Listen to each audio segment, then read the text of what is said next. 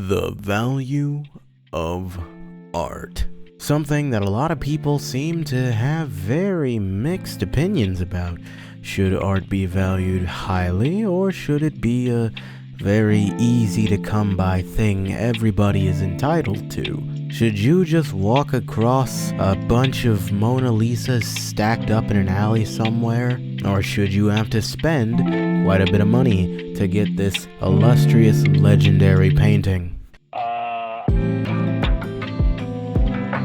Well, frankly, I'm kind of in the middle when it comes to that stuff.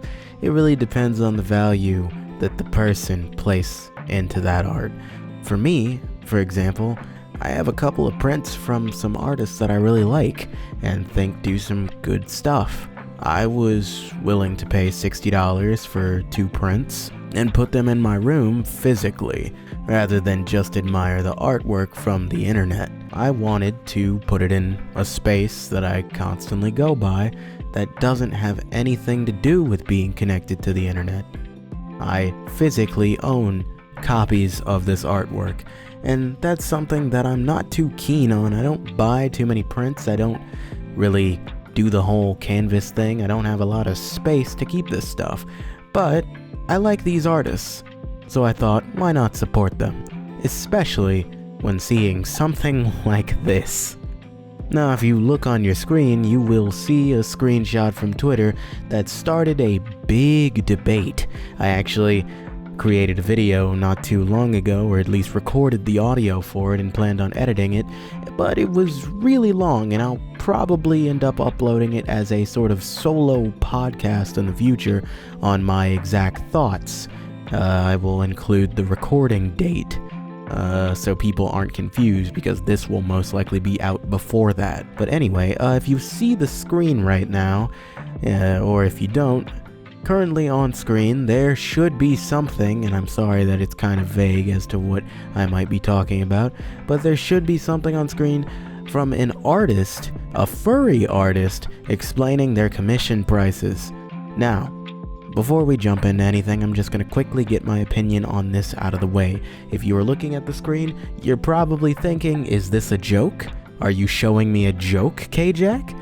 And no, it's not. It's not a joke. They have confirmed it, because another artist thought this was a joke and they got blocked. This is very much real. Now, my opinion on this, in the sort of counter-argument that just about everybody and their mother will make in defense of this artist, or at least this pricing scheme, is it's not meant for the everyday person, it's meant for the person who can afford it. And this sort of sparked a sort of debate in the art community, which I called the moment I saw this tweet. I called this happening. This video's got a lot more to it than just a little bit of discourse in the art community. It does need to be expanded on in the future, so this will probably be a part 1. Don't quote me on that though. Anyway, this sparked a bit of a debate talking about whether or not somebody should be able to have such high commission prices. And a lot of people kind of started simping for this artist. Now granted, my full opinion on this is yes, they can do that if they want. It literally does not affect me in any way. If they make money from it, okay, good for them. And it's good to see that this artist treats their artwork in such high regard, or feels like people would pay for their artwork with such a high price tag. But I don't like it. I feel like it's egregious, and it's honestly laughable. And not to sound smug, but this is just how I feel. Especially when you think about the deeper implications of an artist like this just making a 4-digit price for their artwork, a single piece of artwork. This isn't a bundle, this isn't a sale, this isn't anything like that. That's a single piece of artwork. It is honestly really disgusting to think about the greater implications, such as, well, somebody who does have the money is going to come around and spend their money on this artist rather than just putting that money towards the rest of the art community. They will spend something close to $7,000 for one drawing from a single artist instead of just putting it towards other artists. there's always talk of trying to support artists and wanting to support your favorite artists and yada yada yada, but there's very little action towards that. You as the commissioner have basically all the power in the world. You control what an artist draws. If an artist does not draw something, you go to a different artist. You fuel the art community as the one who purchases these creations. You are the lifeblood of the art community. Not to inflate anybody's ego, but it's true. Without people with money willing to buy art and willing to hire artists are basically back to the original idea, which was somebody who creates things. No monetary gain, just somebody who creates things for the sake of creating things. And that's not a bad thing, but a lot of people have, their income solely revolve around them getting commissions, and it's not really because, they just don't want to do anything else and they'd much rather make a living off of being an artist. By the way, I don't know anybody who willingly went into trying to make a living off of being an artist. Just about every artist who has a somewhat sustainable life has a main job, and commissions are a bit of side money so they can, spend something on luxuries rather than paycheck to bills and food and all that stuff. A lot of artists just use commissions to have extra money to put in the savings to replace things or buy whatever they feel like they want to buy, just in case you didn't know. So it's not like a lot of them solely make money off of their commissions, but some do, and it really does suck because a lot of artists, I don't want to say a lot, but some artists need those commissions. They need that clientele. They need the money because they've got bills to pay, or medical bills, or food, or they're taking care of people, and this is the only way they can make money. Now, for somebody like this to come along and just be like, oh yes, $7,000 for like my highest tier commission, and $4,000 for my lowest tier, and on top of that they have a Patreon where they have like they make estimate lowest amount they could make, and I've done the math, $5,000 a month if I'm not mistaken. They sell books and they have a collection of prints, posters, bed sheets, all types of stuff. If there's anything you can print the artwork on, they sell it, and they guaranteed make a lot of money because there are a lot of furries that exist with a lot of money. I don't know if anybody knows this, but the most common job that a furry could have is like a tech job, and tech jobs tend to pay a lot of money because not everybody understands programming or computers or all that stuff. It's a very specific job to get into, but it makes money. Now, this isn't to say that all furries are like super fucking rich in the furry community and the art community and all that stuff. They're just rolling in dough and yada yada yada. This is to say that there are people who have the money to spend on these commissions. So it's not like this is totally out there and they're only making like 2 commissions a year. They're making quite a bit. I wouldn't say they're up in the 20s a week, category, but they are most likely making 2 to 3 commissions a month. They say it takes 12 hours to complete these commissions, and it most likely does. And somebody has made the argument that this is like standard freelance artists, this is their hourly pay, this is correct. And that's not true based on Indeed statistics. Well, a lot of people who are listed as freelance artists who have industry standard pay make about $22 an hour. They don't make anywhere near close to what this person's making for how long they work. So they are making not only a lot of money, but more than the industry standard, which again, good for them, but this is at the cost of a lot of other stuff.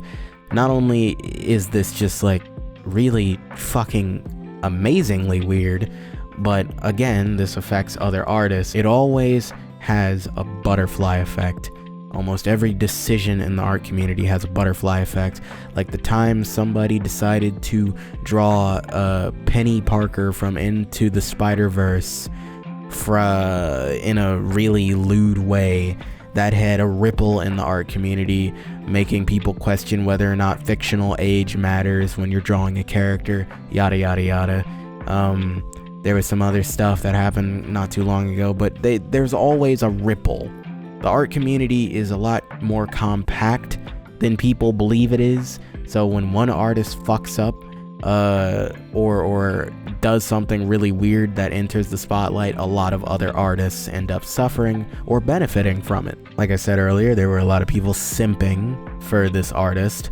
I don't want to attack this artist. Let me make that clear. I want to attack the idea, the concept of such a high price commission board. You've got artists, and to make this short and simple so I can move into my next point, you've got artists who have to make their commissions half off. They're making $7 for a commission, and they can't even get anybody to fucking commission them.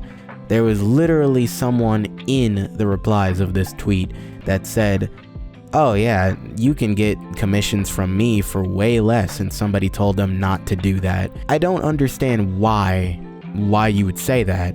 This person is just trying to make a sale. They're just trying to get a customer. Why are you scolding them for that?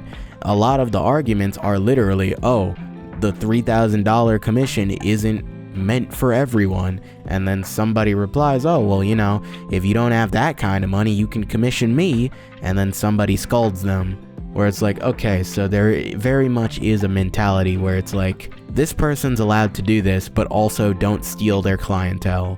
Don't try to advertise. I understand, you know, artists don't like it when you advertise right under a post just for, you know, visibility and traction, but that's really how it is. I mean, it's kind of a dick move, but in this circumstance, it makes sense.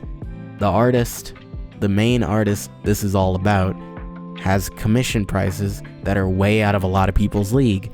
This person is advertising very cheap, pretty decent commissions.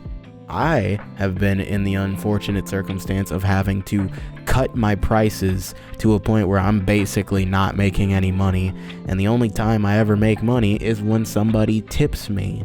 A lot of people do not understand how insanely hard it is for small artists to gain anything. You're gonna be grinding for a long time, and seeing somebody do that and then have what looks like pretty lucrative business going and then feel like it's okay and have people defend it is genuinely just asking to be put on a pike. You're genuinely saying, yeah, put me on a pike because I have lost touch with my roots. Stuff like that's pretty fucking understandable where people would get mad. So this leads me into my other side of this discussion. Out of the ashes of this discourse rose a new phoenix, if I can be as mythical as possible while explaining this. This new discourse is based on a hashtag called #NobodyArtists, which was meant to raise awareness and give visibility to artists under 10K. Now, within the first 24 hours of this hashtag existing, there were a bunch of artists just below 10K, 9K followers on Twitter that were using this hashtag to boost themselves. There were people with 3,000, 5,000. And it came out, somebody had the statistics on this and why this is a bad hashtag for actual visibility of artists who need it. The statistic was only 3% of the entirety of Twitter's user base has over 3-digit follower counts. 3%. You know how many accounts there are on Twitter? Now granted, these are active accounts, not bot accounts, not just fucking random ass accounts that get made for the sake of existing. These are active accounts that this data came from, and I believe it.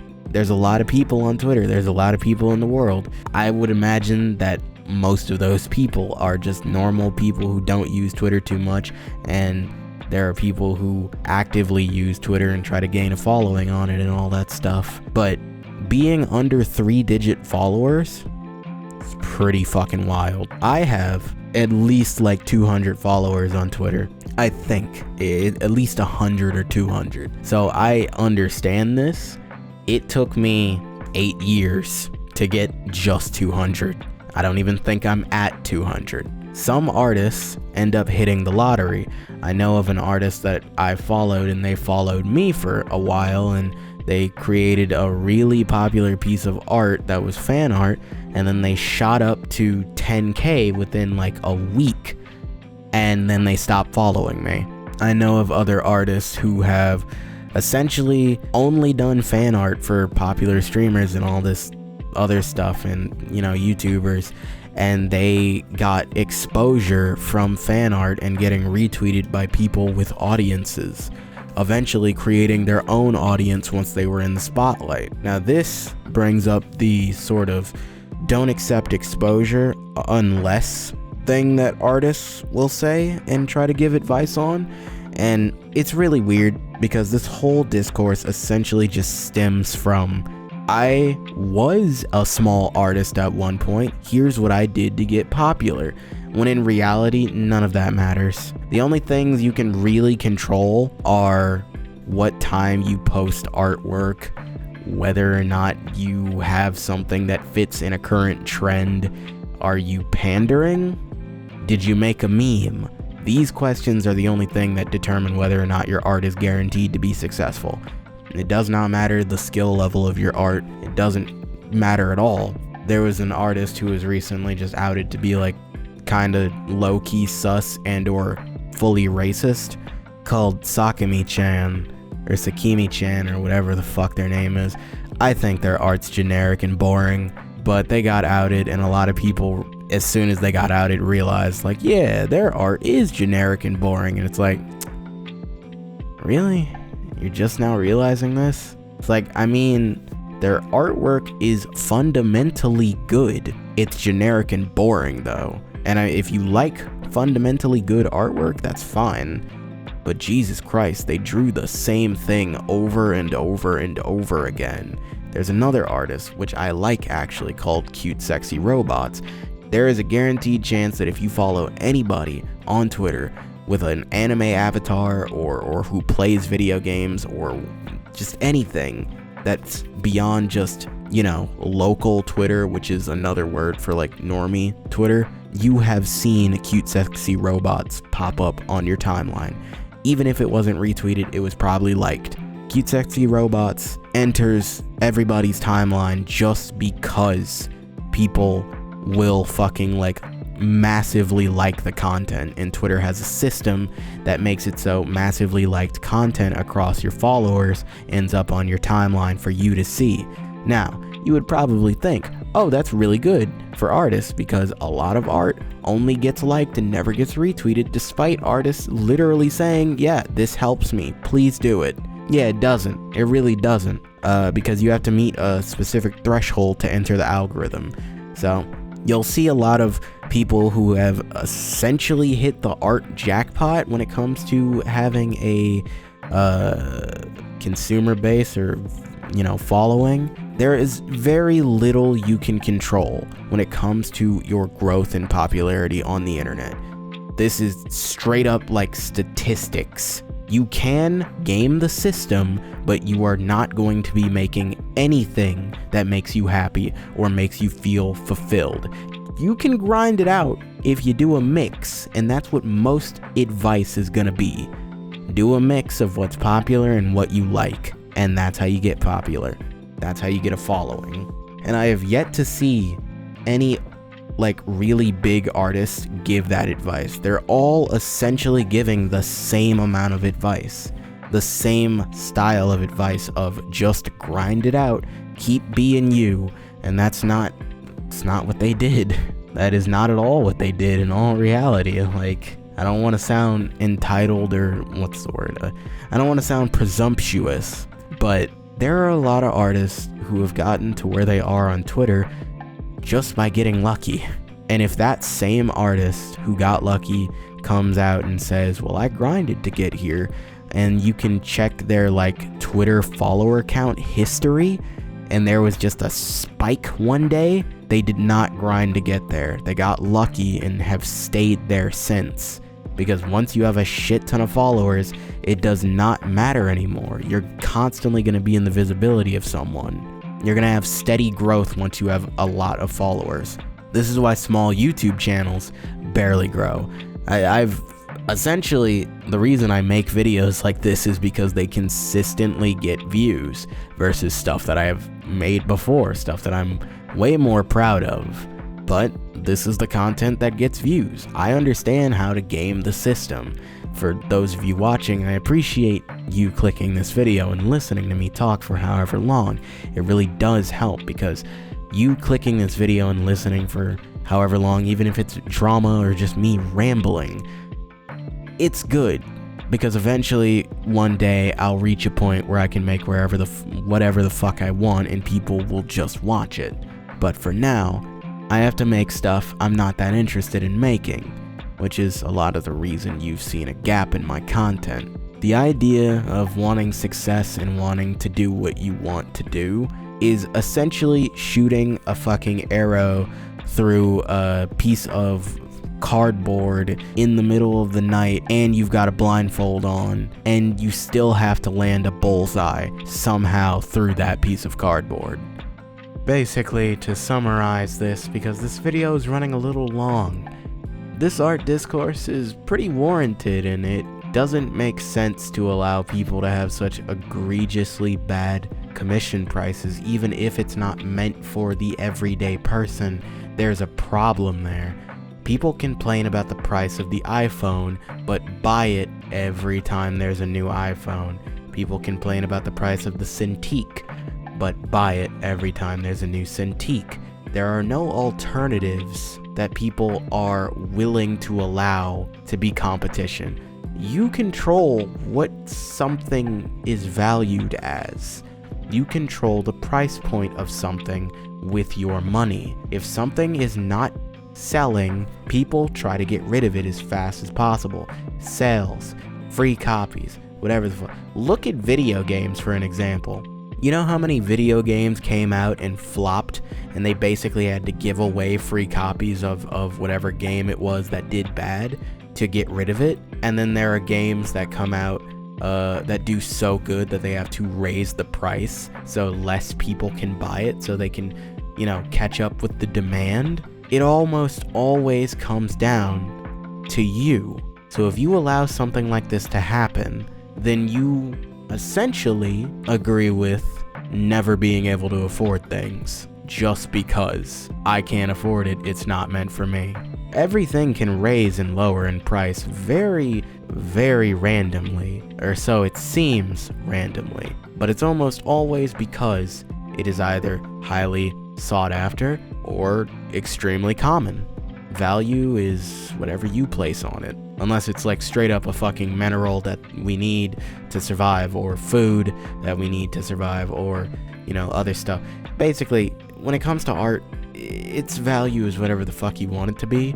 So don't let stuff like this happen, and don't allow super popular artists who have forgotten their roots and forgotten how hard it is to try to essentially weasel their way out of actually facing the consequences of basically snuffing the flames of up-and-coming artists and misusing opportunities for those small artists.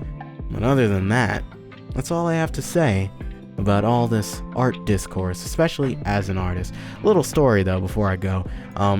If you didn't know, I'm a not safe for work artist as well as just a normal one, and I did not safe for work to make money. A lot of artists have to do not safe for work to make money because it's a very lucrative business. You get a lot of people who essentially show up with a lot of money to spend, who want you to draw this very specific thing. If you accept it, you basically get a huge payout. It's like a bounty. I've had somebody show up in my DMs who wanted me to draw something that I literally did not know how to draw, and I kept rejecting it for the sole fact that I don't know how to draw this, I don't want to waste your money, I don't want to feel responsible for that, so I'm not going to take the commission. And then they doubled how much they were offering me and said, you can learn, here's more money. And I accepted it, learned, and got a bigger payout. Not safe for work art is pretty fucking lucrative, but not every artist is going to do that. But I do understand how it feels to need money and then get completely overlooked no matter what you do. Also, another thing before I go, Why is it okay to defend this artist for pricing their stuff so high, but the same people will go to an artist with low commission prices and then tell them to raise the price instead of just tipping them? Don't do that. Just tip them. If you feel like their prices are so low, just give them more money. It's not your decision, the same way that it's not my decision to change this person's commission prices. So why is it bad for an artist to have low prices